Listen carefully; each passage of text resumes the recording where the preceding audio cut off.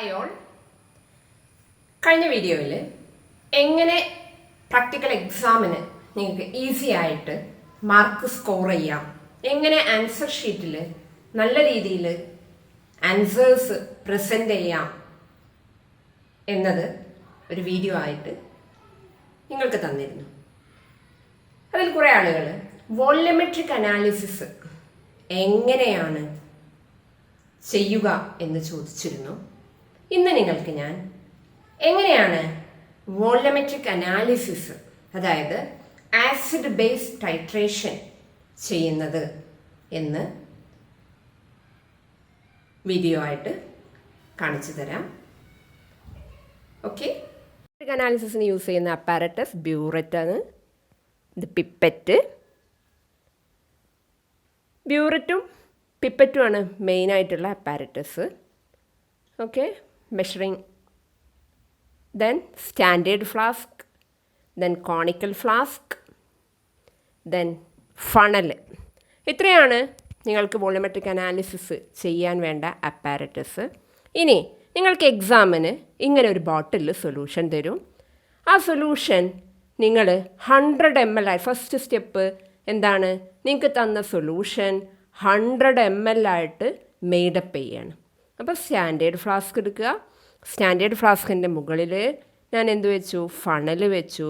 ഇനി അതിലേക്ക് ഞാൻ ഈ കാണിക്കുന്ന രീതിയിലാണ് ട്രാൻസ്ഫർ ചെയ്യേണ്ടത്. ആ സൊല്യൂഷൻ അതിലേക്ക് ഒരു ഗ്ലാസ് റോഡ് ഉപയോഗിച്ച് ഞാൻ ഈ കാണിക്കുന്ന പോലെ അതിലേക്ക് ഒരു ഡ്രോപ്പ് പോലും പുറത്തേക്ക് പോവാതെ ട്രാൻസ്ഫർ ചെയ്തു. ഓക്കെ, ഇനി മിനിമം ക്വാണ്ടിറ്റി വാട്ടർ ഉപയോഗിച്ച്, വാഷ് ബോട്ടിൽ നിന്ന് വാട്ടർ ഉപയോഗിച്ചിട്ട് മിനിമം ക്വാണ്ടിറ്റി വാട്ടർ ഉപയോഗിച്ചിട്ട് ആ ബോട്ടിൽ വാഷ് ചെയ്ത് അതിലേക്ക് ട്രാൻസ്ഫർ ചെയ്തു. ഒരു 2 or 3 times നമ്മൾ വാഷ് ചെയ്യണം. അപ്പം മിനിമം ക്വാണ്ടിറ്റി വാട്ടർ ഉപയോഗിച്ചിട്ടാണ് നമ്മൾ എന്ത് ചെയ്യുന്നത്, ആ സൊല്യൂഷനിലുള്ള ബോട്ടിൽ വാഷ് ചെയ്യുന്നത്. ഓക്കെ,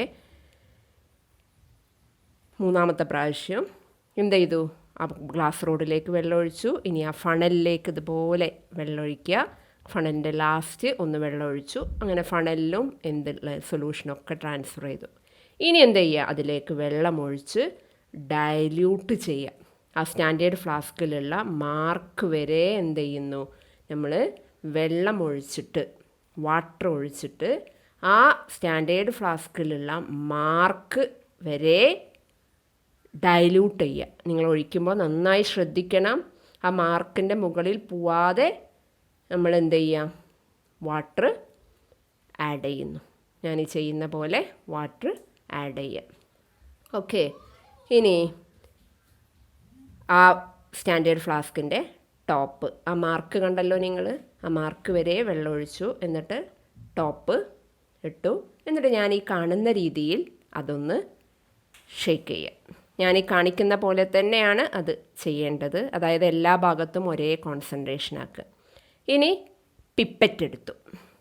20 ml പിപ്പറ്റ് ആണ്.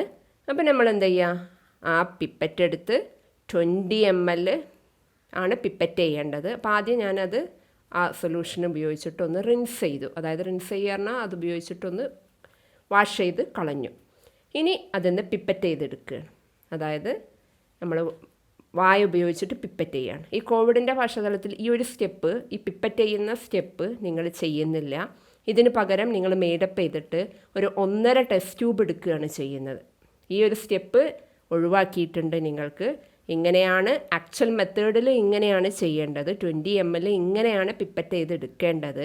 പക്ഷേ ഇതിന് പകരം നിങ്ങൾ എക്സാമിന് ചെയ്യുന്നത് 1.5 ടെസ്റ്റ് ട്യൂബ് സ്റ്റാൻഡേർഡ് ഫ്ലാസ്കിൽ നിന്ന് കോണിക്കൽ ഫ്ലാസ്കിലേക്ക് ട്രാൻസ്ഫർ ചെയ്യുകയാണ്. അത് ഈ ഒരു സാഹചര്യത്തിൽ, കോവിഡിൻ്റെ ഈ ഒരു പശ്ചാത്തലത്തിലാണ് ഇങ്ങനെ ചെയ്യുന്നത്. ഓക്കെ, അപ്പോൾ നോക്കൂ, ഞാനിപ്പോൾ 20 ml ആക്ച്വൽ മെത്തേഡിൽ പിപ്പറ്റ് ഔട്ട് ചെയ്യുന്നു. കോണിക്കൽ ഫ്ലാസ്കിലേക്ക് എന്ത് ചെയ്യുന്നു, പിപ്പറ്റ് ഔട്ട് ചെയ്യുന്നു. ഓക്കെ, ഇങ്ങനെ 20 ml കോണിക്കൽ ഫ്ലാസ്കിലേക്ക് എടുത്തതിൻ്റെ ശേഷം ഇതിലേക്ക് ബ്യൂററ്റ് എടുത്തു. ഞാൻ ബ്യൂററ്റ് എടുത്ത്, ബ്യൂററ്റിലേക്ക് ആസിഡാണ്. ആസിഡ് നിങ്ങൾക്ക് ഇതുപോലെ ബീക്കറിൽ ഓരോരുത്തർക്കും തന്നിട്ടുണ്ടാവും, സ്റ്റാൻഡേർഡ് ആസിഡ്. ഓക്കെ, സൊല്യൂഷൻ ഞാൻ നേരത്തെ പറയാൻ വിട്ടു. സൊല്യൂഷൻ NaOH ആണ് നിങ്ങൾക്ക് തന്നിരുന്നത്. ആസിഡ് തന്നിട്ടുള്ളത് HCl ആണ്. അത് ഇതുപോലെ ബീക്കറിൽ തന്നിട്ടുണ്ടാവും. അത് ഞാൻ ബ്യൂററ്റിൽ ഫില്ല് ചെയ്തു. അത് ബ്യൂററ്റ് സ്റ്റാൻഡിൽ വെച്ചു.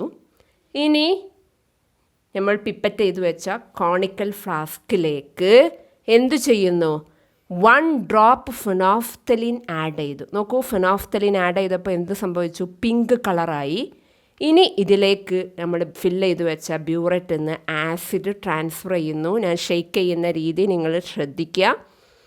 ഇങ്ങനെ ഷെയ്ക്ക് ചെയ്യുന്നു. ആസിഡ് ഇതിലേക്ക് ട്രാൻസ്ഫർ ചെയ്തിട്ട് ഷെയ്ക്ക് ചെയ്തുകൊണ്ടിരിക്കുന്നു. എന്താണ് നമ്മളിവിടെ നോട്ട് ചെയ്യേണ്ടത്? എൻഡ് പോയിൻ്റ്, അതായത് ആ പിങ്ക് കളർലെസ് ആവുന്ന പോയിൻ്റാണ് നമുക്ക് കിട്ടേണ്ടത്. അപ്പോൾ നമ്മൾ അതുവരെ നല്ല ശ്രദ്ധിച്ച് ഡ്രോപ്പായിട്ട് കോണിക്കൽ ഫ്ലാസ്കിലേക്ക് ആസിഡിനെ ട്രാൻസ്ഫർ ചെയ്യുന്നു. ഓക്കെ, ഞാൻ ട്രാൻസ്ഫർ ചെയ്തുകൊണ്ടിരിക്കുന്നുണ്ട്. നന്നായി താഴേക്ക് ശ്രദ്ധിക്കുക. ആ പിങ്ക് കളർലെസ് ആവുന്ന വരെ ഡ്രോപ്പായിട്ട് ആസിഡ് അതിലേക്ക് ട്രാൻസ്ഫർ ചെയ്തു.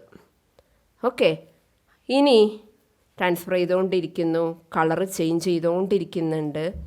ലാസ്റ്റ് ഡ്രോപ്പിൽ കളർ ചേഞ്ച് ചെയ്ത ആ സമയത്ത് ബ്യൂററ്റിൻ്റെ ടാപ്പ് ക്ലോസ് ചെയ്തു. ബ്യൂററ്റ് താഴേക്കെടുത്തു. ബ്യൂററ്റിൻ്റെ റീഡിങ് നോട്ട് ചെയ്തു. അങ്ങനെ നമ്മൾ വാല്യൂ നോട്ട് ചെയ്യുന്നു. വാല്യൂ നോട്ട് ചെയ്യുമ്പോൾ നമുക്ക് എന്ത് കിട്ടി? 18.5 എന്ന്. അപ്പോൾ നിങ്ങൾ ഇതേപോലെ ടാബുലാർ കോളം വരക്കുന്നു. ടാബുലാർ കോളത്തിൻ്റെ മുകളിൽ ഇതിൽ കാണിച്ച പോലെ NaOH വേഴ്സസ് HCl, ഫെനോഫ്തലിൻ എന്നൊക്കെ നിർബന്ധമായിട്ടും എഴുതുക. എന്നിട്ട് ഇങ്ങനെ കോളം വരയ്ക്കുക. Volume of NaOH നമ്മളെടുത്തത് 20 ml, burette reading initial 0, final 18.5 ആണ് നമുക്ക് കിട്ടിയത്. അത് എഴുതി. ആ സെയിം എക്സ്പെരിമെൻറ്റ് ഞാനിപ്പോൾ ഈ ചെയ്ത പോലെ തന്നെ ഒന്നുകൂടി റിപ്പീറ്റ് ചെയ്യുന്നു. അപ്പോഴും നിങ്ങൾക്ക് എന്ത് കിട്ടി? നമുക്ക് കിട്ടി 18.5. അപ്പോൾ അത് ടാബുലാർ കോളത്തിൽ എഴുതി. അങ്ങനെ കാൽക്കുലേഷനിലേക്ക് പോകുന്നു. നിങ്ങൾക്ക് ക്വസ്റ്റ്യനിൽ തന്നിട്ടുണ്ട് 3.6 gram ആണ് HCl. നമ്മളെടുത്ത HClൻ്റെ വെയിറ്റ് മാസ് 3.6 gram ആണ്. അപ്പോൾ അത് ഉപയോഗിച്ചിട്ട് നമ്മൾ എന്ത് കണ്ടുപിടിക്കുക? ഇക്വാലൻ്റ് മാസുമായി ഡിവൈഡ് ചെയ്ത് അതിൻ്റെ നോർമാലിറ്റി കണ്ടുപിടിക്കുക. എന്നിട്ട് V1 N1 = V2 N2 എന്നുള്ള ഇക്വേഷൻ പ്രകാരം എന്ത് കണ്ടുപിടിക്കുന്നു? നോർമാലിറ്റി ഓഫ് NaOH കണ്ടുപിടിക്കുന്നു. അതായത് നോർമാലിറ്റി ഓഫ് NaOH നിങ്ങൾക്ക് ഞാൻ ഓരോ സ്റ്റെപ്പും കാണിച്ചിട്ടുണ്ട്. Volume of HCl into normality of HCl divided by volume of NaOH. Volume of HCl ഞാനിപ്പോൾ ചെയ്തപ്പോൾ എനിക്ക് കിട്ടിയത് 18.5 ആണ്. ഇൻറ്റു നമ്മൾ HClൻ്റെ നോർമാലിറ്റി മുകളിൽ കണ്ടുപിടിച്ചു. എത്രയാണ്? 0.0986 ഡിവൈഡഡ് ബൈ NaOH നമ്മൾ എടുത്തത് 20 ml പിപ്പറ്റ് ഔട്ട് ചെയ്യുകയാണ്. അപ്പോൾ 20. അങ്ങനെ വാല്യൂ കിട്ടി. ഞാനിവിടെ കഴിഞ്ഞ വീഡിയോയിൽ പറഞ്ഞ പോലെ തന്നെ 4 ഡിജിറ്റ് എടുത്തിട്ടുണ്ട്. യൂണിറ്റ് N എന്ന് എഴുതിയിട്ടുണ്ട്. ഈ കാര്യങ്ങളൊക്കെ നിർബന്ധമായിട്ടും നിങ്ങൾ എക്സാം ഷീറ്റിൽ എഴുതുമ്പോൾ ഓർക്കണം. ഓക്കെ, അപ്പോൾ നമ്മളിപ്പോൾ എന്ത് കണ്ടുപിടിച്ചു? നോർമാലിറ്റി കണ്ടുപിടിച്ചു. ഇനിയും ഉണ്ട് അടുത്ത സ്റ്റെപ്പ്. NaOHൻ്റെ ഇക്വലൻ്റ് മാസ് നിങ്ങൾക്ക് കാണാതെ അറിയണം. ഇക്വലൻ്റ് മാസ് ഓഫ് NaOH 40 ആണ്. അങ്ങനെയാണെങ്കിൽ mass per litre of NaOH നിങ്ങൾക്ക് കണ്ടുപിടിക്കുക. എന്ത് ചെയ്താൽ മതി? നമുക്ക് കിട്ടിയ ഈ നോർമാലിറ്റിനെ ഇക്വലൻ്റ് മാസിനെ കൊണ്ട് ഇൻറ്റു ചെയ്താൽ എന്ത് കിട്ടുന്നു? Mass per litre of NaOH എത്ര കിട്ടി? 3.6482 gram/liter എന്ന് കിട്ടി. Okay, last answer mass per litre അല്ല, വോൾ ഓഫ് ദ ഗിവൺ സൊല്യൂഷനിൽ NaOHൻ്റെ മാസ് കണ്ടുപിടിക്കണം. അതിനെന്ത് ചെയ്യാം? Mass per litre into 100 divided by 1000. അങ്ങനെ നമുക്ക് എന്ത് കിട്ടി? 0.3648 gram എന്ന് കിട്ടി. ഓക്കെ, ഇത്രയാണ് നിങ്ങൾ എക്സാമിന് വോളിയോമെട്രിക് അനാലിസിസിൽ ചെയ്യേണ്ടത്. ഓരോ സ്റ്റെപ്പും നിങ്ങൾക്ക് മനസ്സിലായിട്ടുണ്ടാവുമെന്ന് ഞാൻ പ്രതീക്ഷിക്കുന്നു. ലാസ്റ്റ് റിസൾട്ട് എഴുതുക. റിസൾട്ടിൽ 2 കാര്യങ്ങൾ എഴുതണം. ആദ്യം നോർമാലിറ്റി ഓഫ് NaOH = എന്താണെന്ന് എഴുതുക. എത്രയാണ് നമുക്ക് കിട്ടിയത്? 0.0912. 2 എന്നിട്ട് mass of NaOH in the vol of the given solution = 0.3648 gram എന്ന് എഴുതിക്കഴിഞ്ഞാൽ നിങ്ങളുടെ വോളിയോമെട്രിക് അനാലിസിസ് കംപ്ലീറ്റ് ആയി. ഓക്കെ, NaOHന് പകരം KOH വരാം.